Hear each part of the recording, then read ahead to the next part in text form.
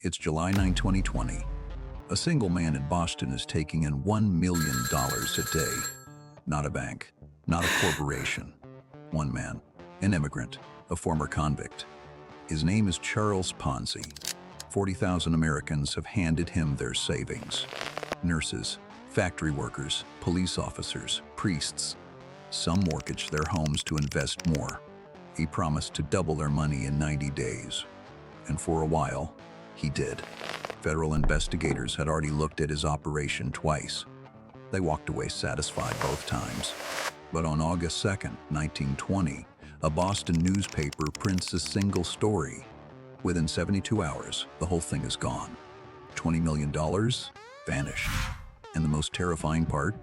Not one real investment had ever been made. Not a single one. So how does a man with no money, no connections, and a criminal record fool an entire city? It started with a stamp. To understand the scam, you need to understand the man. Charles Ponzi was born in Parma, Italy in 1882. His family had money once. By the time Charles was a young adult, it was gone. He'd heard stories about America his whole life. Streets paved with gold. Opportunity around every corner. In 1903, he arrived in Boston with $2.50 in his pocket. He gambled the rest away on the boat over. He spent the next decade drifting. Waiter, store clerk, forger, thief. He did time in a Canadian prison for check fraud. Then more time in an American prison for smuggling Italian immigrants across the border. By 1917, Charles Ponzi was 35 years old, broke, and had a federal record. Most people in that position give up. Ponzi was just getting started. In 1919, he's working a dead-end mail-order business in Boston. One day, he opens a letter from a company in Spain. Inside is a small paper coupon. It's called an international reply coupon. Here's what that is. After World War I, international postage was a mess. Different countries had different currencies, different rates, different rules. So in 1906, the world's postal services agreed on a workaround. You could buy a coupon in one country and redeem it for stamps in another. The idea was simple: let people prepay return postage across borders. But here's the flaw nobody had fixed yet. The coupon's exchange rates were set before the war. After the war, European currencies had crashed. The Italian lira, the Spanish peseta, the French franc, all of them worth a fraction of what they used to be. But the coupon still paid out at the old rate. That means you could buy a coupon in Rome for 1 cent, redeem it in Boston for 6 cents worth of stamps. A 600% return on a postal coupon. Ponzi stared at that letter for a long time. He ran the numbers over and over. They kept coming back the same way. This was real. He borrowed $200 from a furniture dealer. He hired agents in Europe to start buying coupons. And in December 1919, he opened a securities exchange company. The pitch was simple. Give me $1,000. In 45 days, I'll give you $1,500. In 90 days, I'll give you $2,000. How? International postal arbitrage. He'd show investors a coupon, explain the exchange rate gap, and watch their eyes go wide. It sounded complicated enough to be legitimate. It sounded simple enough to understand. That combination is a con man's best friend. The first investors were friends and neighbors. They got paid back exactly as promised. Then they told everyone they knew. Word spread through Boston's immigrant community like fire. People who'd never trusted a bank trusted Ponzi. By February 1920, he was taking in $5,000 a week. By March, $30,000 a week. By May, $420,000 a week. By July, $1 million a day. But here's where it falls apart. The postal coupon arbitrage was real in theory. In practice, it was completely unworkable at scale. To cover the money he'd taken in by July 1920, Ponzi would have needed 180 million coupons. The entire world had issued fewer than 27,000 that year. The investment didn't exist. It had never existed. So where was the money coming from? New investors were paying old investors. That's it. That's the whole machine. As long as new money kept coming in faster than old money needed paying out, the math worked. The moment it slowed down, everything would collapse. Ponzi knew this. He knew it from the beginning. But by the time he understood the scale of what he built, there was no way out. So he kept going. He hired a publicist. He gave interviews. He opened 35 offices across New England. He told anyone who asked that the profits were real. And almost everyone believed him. Almost. Because one man at the Boston Post had started asking a question nobody else was asking. Not, how does it work? But can I see the coupons? By the summer of 1920, Charles Ponzi is the most famous man in Boston. Not infamous, famous. People love him. He's the immigrant who cracked the system. The little guy who figured out what the banks never could. His office at 27 School Street has a line around the block every single morning. People bring their life savings in paper bags. Shoe boxes full of cash. One woman empties her late husband's entire estate into Ponzi's hands. A Boston police lieutenant invests his pension. Local priests tell their congregations this man can be trusted. And why wouldn't they believe it? Every single early investor got paid back exactly as promised. To the dollar, on time. In a world where banks regularly failed and Wall Street felt like a rigged game, Ponzi felt different. He felt like one of them. He dressed like them. He rode the streetcar. He remembered people's names. He called investors his friends and supporters, never customers. But behind that charm, the money was doing something else entirely.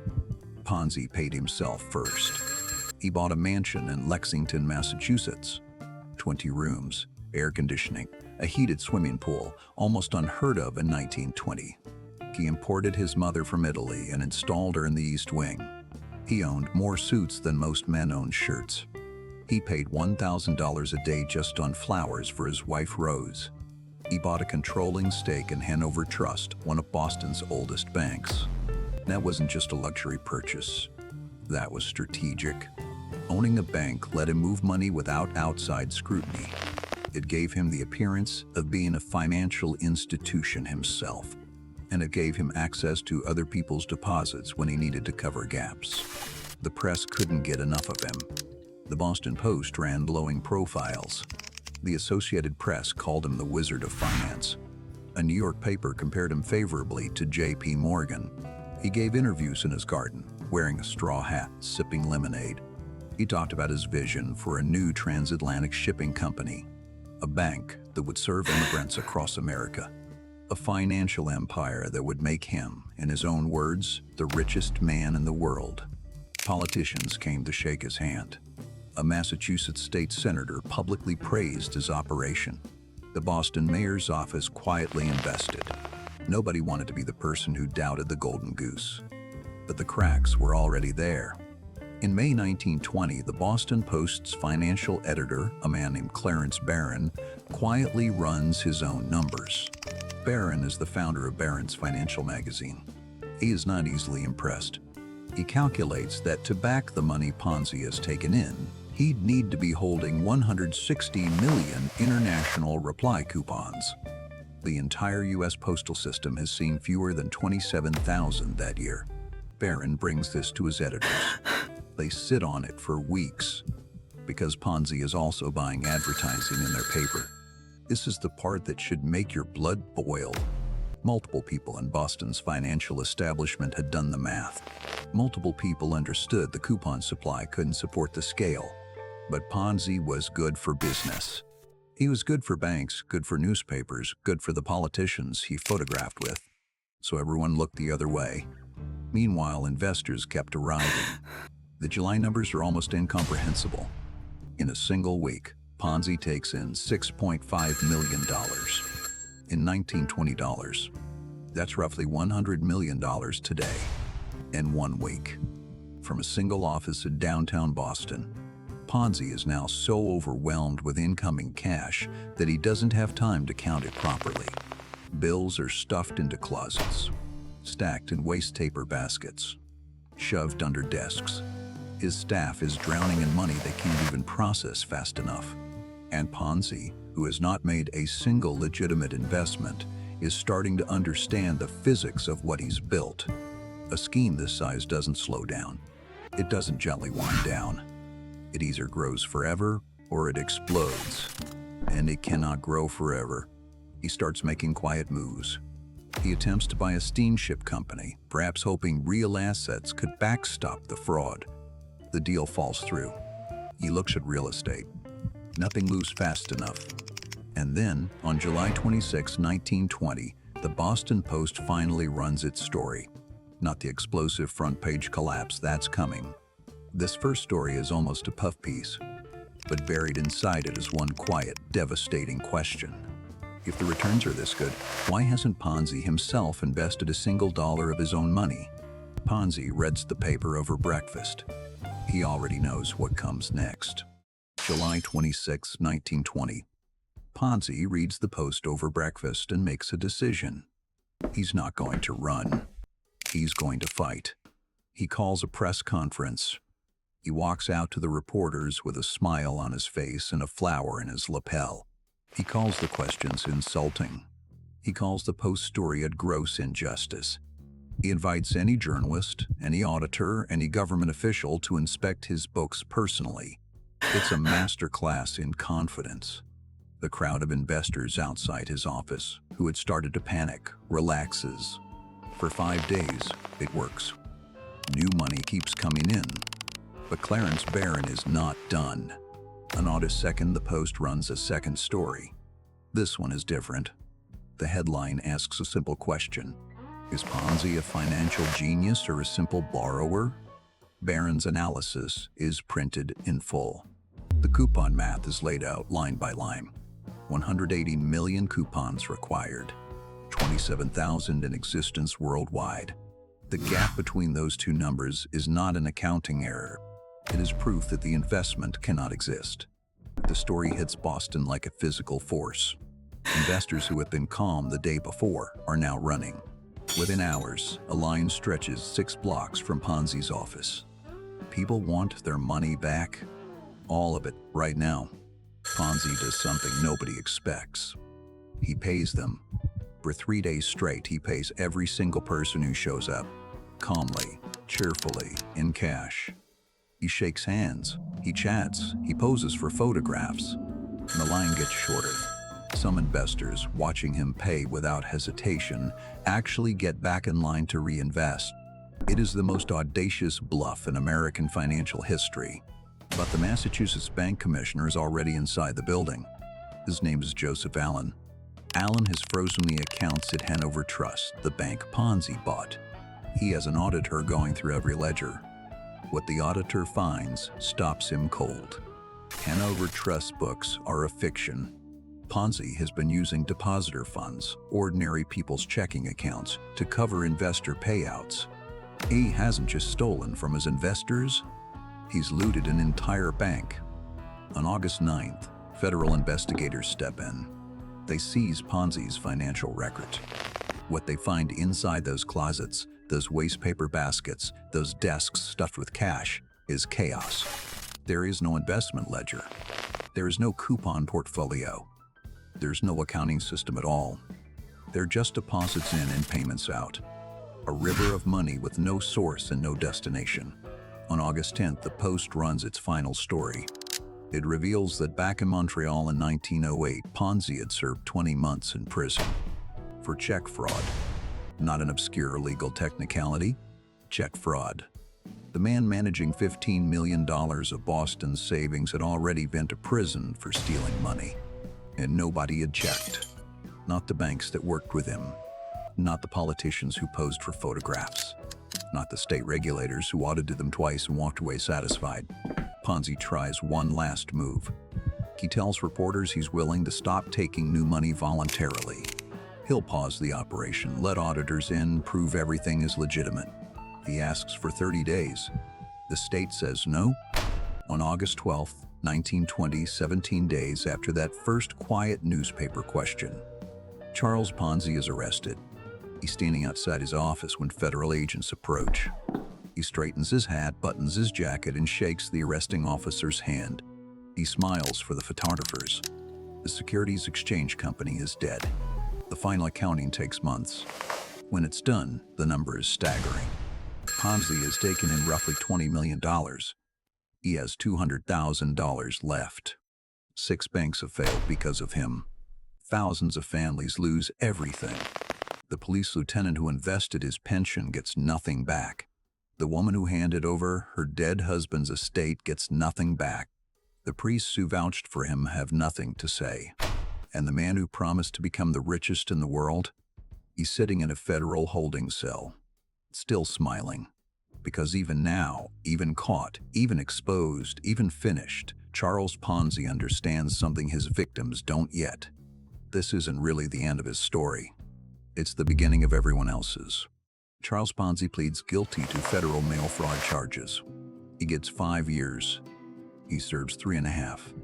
The moment he walks out of federal prison, Massachusetts arrests him on state fraud charges. He fights it all the way to the Supreme Court. He loses. He serves another 7 years. By the time he's finally free, he's 47 years old. Broke, stateless, forgotten. The government moves to deport him to Italy. Ponzi fights that too. He loses that too. He lands in Rome in 1934 with a single suitcase. He spends the next few years drifting across South America. He talks his way into a mid-level job with an Italian airline in Brazil. The airline folds. On January 18, 1949, Charles Ponzi dies in a charity hospital in Rio de Janeiro. His total estate, $75. The man who once took in $1 million a day dies with 75 to his name. The victims he left behind never came close to recovering. Of the $20 million stolen, less than 30 cents on the dollar was ever returned. Most got nothing. The 6 banks that failed took thousands of ordinary depositors down with them. And the regulatory system that had missed Ponzi twice quietly moved on. No major federal fraud legislation passed in his wake. No new oversight structure was created. The lesson apparently was not learned, which is exactly why the story doesn't end in 1920. It doesn't end in 1949 when Ponzi dies either. It ends, if it ever ends, the last time someone uses his method. And that hasn't happened yet. Bernie Madoff ran Ponzi's exact playbook for 17 years, $65 billion. The largest financial fraud in American history. The SEC was tipped off multiple times. They investigated. They walked away satisfied. Alan Stanford, who you may have seen on this channel, used the same structure. $7 billion, 30,000 victims. FTX, OneCoin, Zeek Rewards. Every single one of them is the Securities Exchange Company with a different logo. The reason Ponzi's method keeps working isn't stupidity. Intelligent people lose money to these schemes every generation. The reason it works is human nature. We want to believe the returns are real. We trust people our neighbors trust. We assume that if something were fraudulent, someone official would have stopped it. Ponzi understood all 3 of those things before most economists had names for them. He didn't invent greed. He didn't invent fraud. He invented the architecture, the specific sequence of trust, complexity, and social proof that makes people override their own instincts. And he built it so well that 100 years later, scammers are still using the original blueprint. The template has never been improved, because it never needed to be. And that's how one immigrant with $2.50 and a criminal record created the fraud that never dies.